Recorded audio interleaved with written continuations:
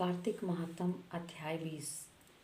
दीपावली की रात्रि को घर सजाने, दीपमालिका जलाने और महालक्ष्मी पूजा के बारे में विस्तार पूर्वक बतलाते हुए नारद जी ने कहा, हे राजा पृथु, कार्तिक कृष्णा अमावस्या को दीपमालिका करने से दरिद्रता का विनाश होकर संपन्नता आती है। इस संबंध में एक इतिहास सुनाता हूँ, ध्यानपूर्वक सुनो। थूरसेन देश में सत्य शर्मा नाम का एक अत्यंत दरिद्र ब्राह्मण था। उसके मन में एकमात्र यही कामना थी कि मेरे पास धन हो तो मैं उसे यज्ञ, दान, पूजा पाठ आदि कार्यों में खर्च करूं। अपनी दरिद्रता के निवारण का उपाय पूछने पर एक विद्वान ने उसे बताया कि तुम शिव जी की आराधना करो। ब्राह्मण सत्य शर्मा ने सच्चे हृदय से भगवान शिव की उपासना प्रारंभ कर दी।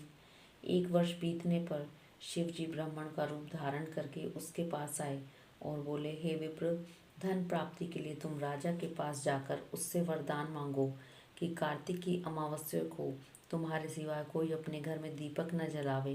ब्राह्मण ने ऐसा ही किया। राजा ने उसकी बात स्वीकार करके कार्तिक कृष्ण चतुर्दशी को सारे शहर में ढिंढोरा पिटवा दिया कि अमावस्या को कोई भी अपने घर में दीपक न जलावे। राजा की आज्ञा मानकर अमावस्या की रात्रि को किसी ने दीपक नहीं जलाया।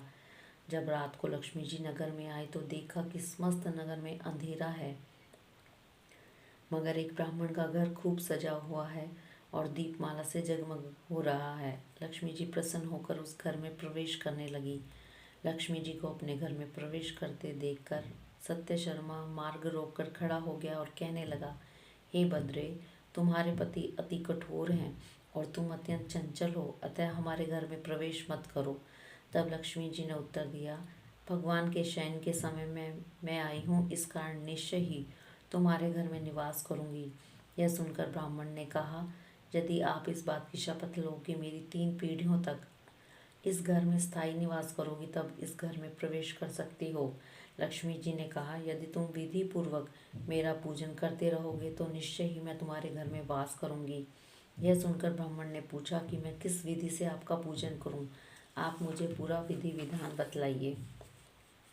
लक्ष्मी जी ने कहा, हे ब्राह्मण, प्रतिवर्ष कार्तिक मास की अमावस्या को प्रातःकाल स्नान आदि से निवृत्त होकर देवताओं तथा पितरों का पूजन करो।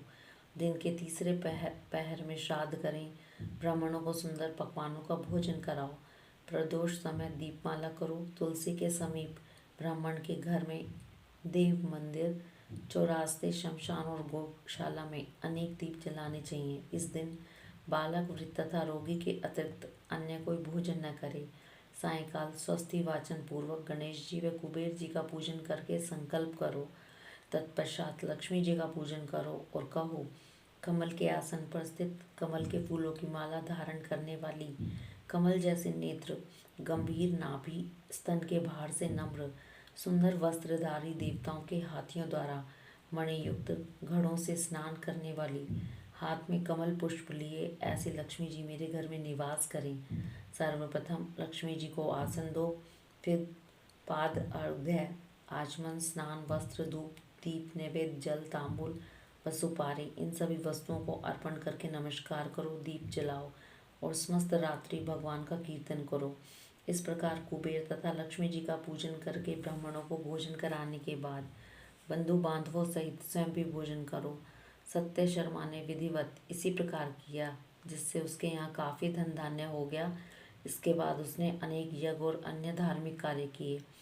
जीवन के संध्या काल में सत्य शर्मा विरक्त होकर मथुरा चला गया और वहीं पर समाधिस्थ होकर विष्णु लोक को प्राप्त हुआ। इति 20वां अध्याय समाप्तम।